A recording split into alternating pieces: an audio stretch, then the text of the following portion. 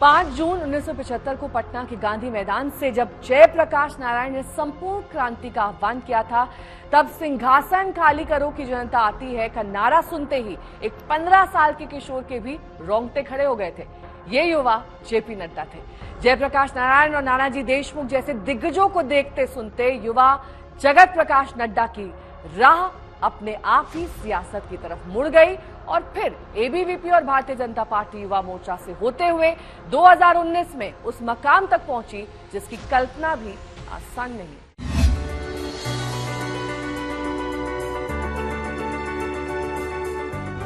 पटना का यह वही सेंट जेवियर्स स्कूल है जहां शुरुआती पढ़ाई करते हुए जगत प्रकाश नड्डा ने पढ़ाई और खेल दोनों को साथ लिया था।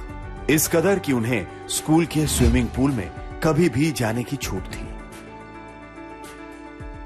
पढ़ाई में मेरी रुचि थी और खेल में मेरी रुचि थी। मैं माइल रेस चैंपियन भी था और मैं स्प्रिंट चैंपियन भी था, यानी 100 मीटर रेस का भी चैंपियन था। बहुत रेयर होता है कि लॉन्ग रेस वाले स्प्रिंट में आते हैं, लेकिन मैं था। और ये स्विमिंग पूल आप देख रहे हैं, मैं बिहार नंबर 4 रहा स्विमिंग में, और जूनियर्स में मैं बिहार नंबर 4 रहा। ये स्कूल कॉन्वेंट था, मगर यहाँ पढ़ते हुए जेपी नड्डा ने संघ के कार्यक्रमों में हिस्सा लेना शुरू कर दिया था। उनके पिता पटना यूनिवर्सिटी में प्रोफेसर थे और उन्हीं के एक सहायक और असिस्टेंट प्रोफेसर रमाकांत पांडे ने जेपी नड्डा को संघ से जोड़ दिया।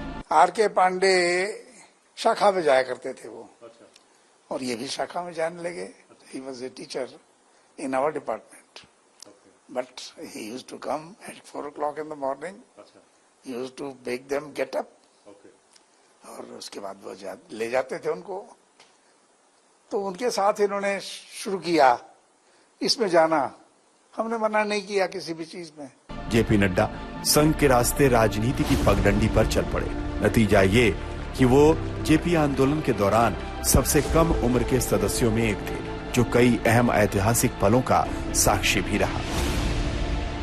जब एक लंबा जुलूस गांधी मैदान से निकला था, जयप्रकाश जी ने आशीर्वाद दिया था और हम भंडारे साहब को वो रखने गए थे, मेमोरेंडम देने गए थे। तो उस बेली रोड की मुझे वैसे याद है। फिर उसके बाद जब जयप्रकाश जी, शायद नवंबर का महीना था, 1975 की बात होगी, शुरू की इमरजेंसी लगने से पहले, जब लाठी चली थी, जब उनके ऊपर लाठी, तो नानाजी देशमुख का कंधा उस समय ही के उनके बचाव के लिए वो सामने आ गए। तो नानाजी देशमुख का कंधा, कॉलर बोन टूट गई थी।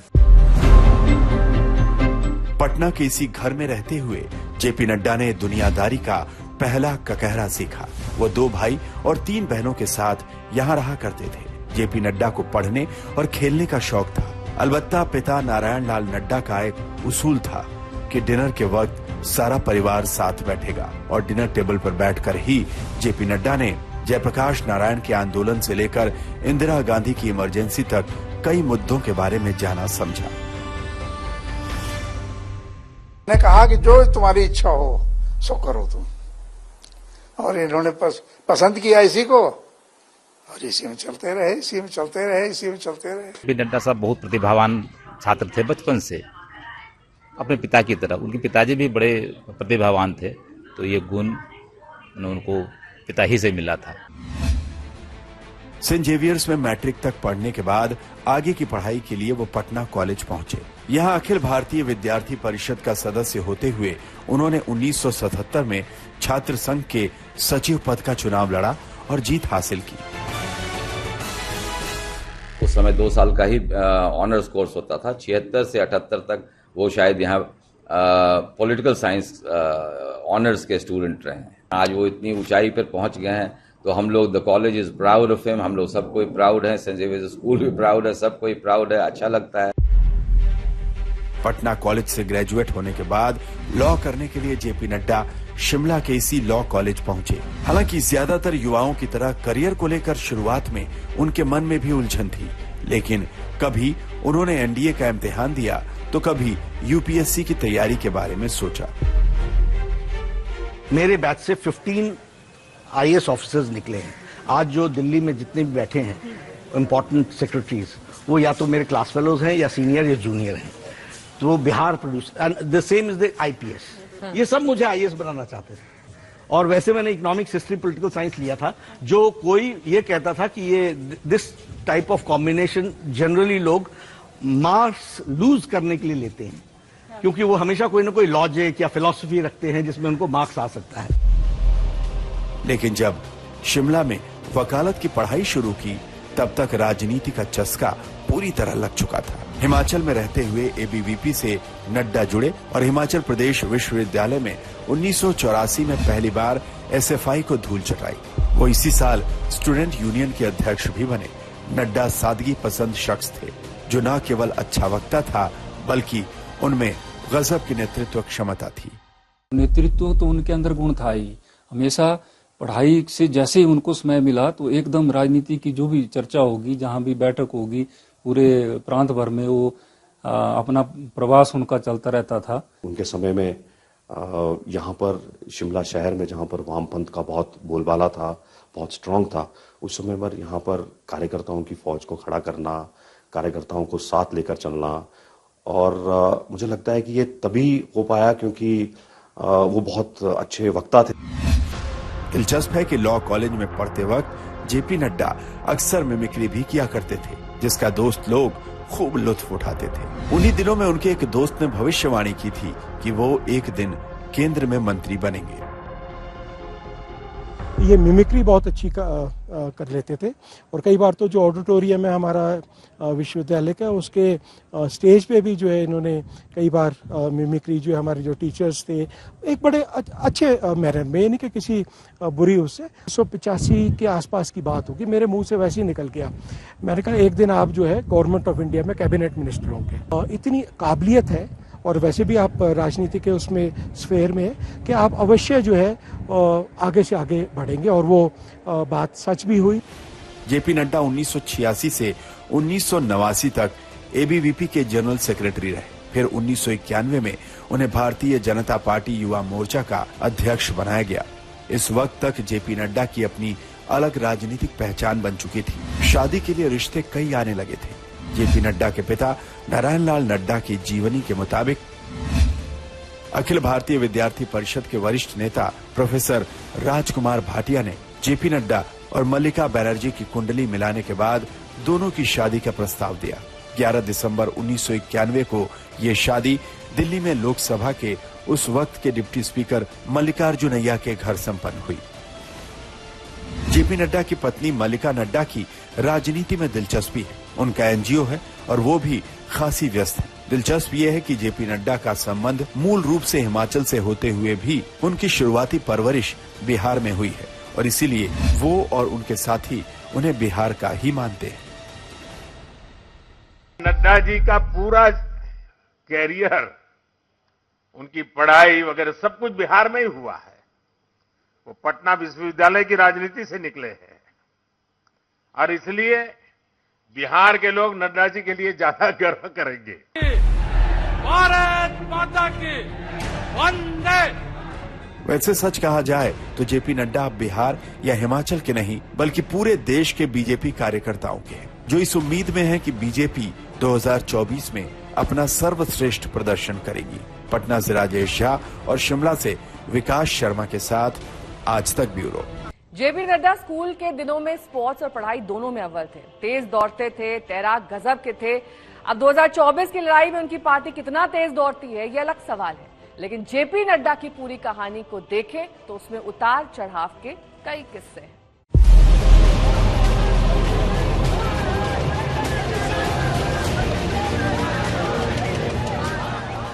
80 के दशक के आखिर में मंडल कमीशन का विरोध करते हुए हजारों छात्र सड़क पर उतरे तो एबीवीपी की तरफ से जेपी नड्डा भी उनमें एक थे। दरअसल जेपी नड्डा ने राजनीति को इतनी शिद्दत से जिया है कि उनकी कहानी में राजनीति का हर रंग दिख जाता है।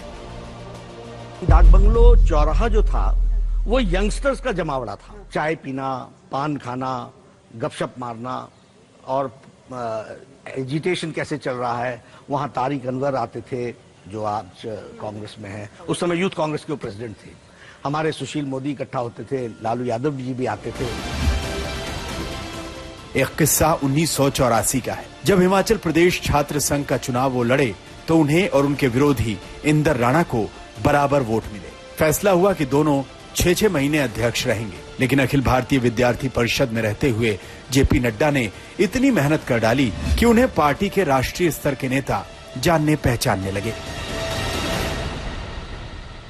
एक आंदोलन हुआ था यहाँ पर कंदरौर में, वो आंदोलन नड्डा जी ने उसका नेतृत्व किया था और उसमें सफलता के बाद फिर नड्डा जी प्रकाश में आए थे हिमाचल प्रदेश की राजनीति में, छात्र राजनीति में भी और बाद में जो प्रदेश की राजनीति है उसमें भी। जेपी नड्डा को 1991 में भारतीय जनता युवा मोर्चा का अध्यक्ष बनाया गया और 1993 में उन्होंने पहली बार बिलासपुर विधानसभा सीट से चुनाव लड़ा। हिमाचल प्रदेश विधानसभा की कुल 68 में से सिर्फ 8 पर बीजेपी विजयी हुई। विरोधी लहर में शांता कुमार और किशोरी लाल सरीखे नेता चुनाव हार गए थे, लेकिन युवा नेता जगत प्रकाश नड्डा ने अपने पहले चुनाव में जीत का परचम लहरा दिया। वो नेता प्रतिपक्ष बने। दरअसल जेपी नड्डा कहते हैं कि चुनाव कोई भी हो, वो उसे हमेशा एक इम्तिहान की तरह लेते हैं। मैं हर चुनाव को एक चुनौती के रूप में और पूरे शिद्दत के साथ लड़ने की मेरी आदत है। हिमाचल प्रदेश में 1994 में उन्हें नेता प्रतिपक्ष बनाया गया तो उन्होंने कांग्रेस सरकार को घेरने में कोई कसर नहीं छोड़ी। 1998 और 2007 में भी वो विधानसभा चुनाव जीते। हालांकि इससे पहले 2003 के विधानसभा चुनाव में उन्हें हार का मुंह देखना पड़ा था। 2007 में नड्डा के मुख्यमंत्री बनने की अटकलें भी थी। इस बीच प्रेम कुमार धूमल से उनके मतभेद सतह पर आने लगे और 2010 में उन्होंने वन मंत्री के पद से इस्तीफा दे दिया। उस वक्त नितिन गडकरी राष्ट्रीय अध्यक्ष थे। उन्होंने जेपी नड्डा को संगठन में राष्ट्रीय महासचिव की भूमिका दी और 2012 में जेपी नड्डा राज्यसभा पहुंच गए। जगत प्रकाश नड्डा ईश्वर की शपथ लेता हूं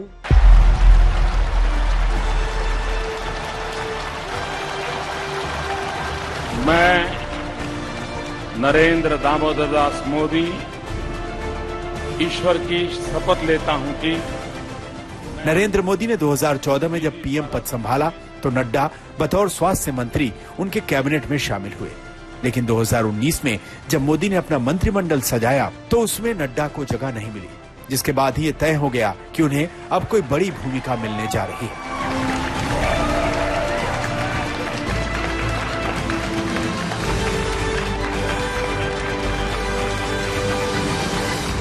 भारतीय जनता पार्टी को उत्कर्ष की स्थिति में ले चलेंगे, इस बात का आपको विश्वास है।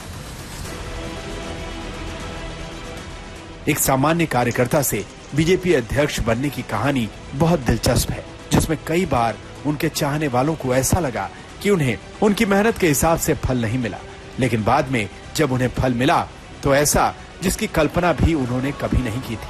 वो खुद कहते हैं कि बीजेपी का सांगठनिक ढांचा ऐसा है जिसमें नेता को अपने बारे में सोचने की जरूरत नहीं होती।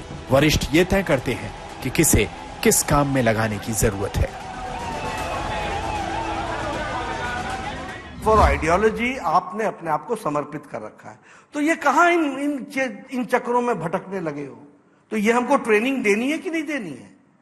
ये ट्रेनिंग अगर हमको देनी है तो उसको हमको ये अंडरस्टैंड करना पड़ेगा। Please don't think about yourself, think about the party and party is going to think about you. बहरहाल जेपी नड्डा का कार्यकाल जून 2024 में खत्म होने जा रहा है, तो क्या मोदी सरकार बनी तो फिर वो कैबिनेट का हिस्सा होंगे या उन्हें कोई नई जिम्मेदारी दी जाएगी? फिलहाल उनकी कहानी के इस अध्याय पर अभी कोई कुछ भी बोलने को तैयार नहीं।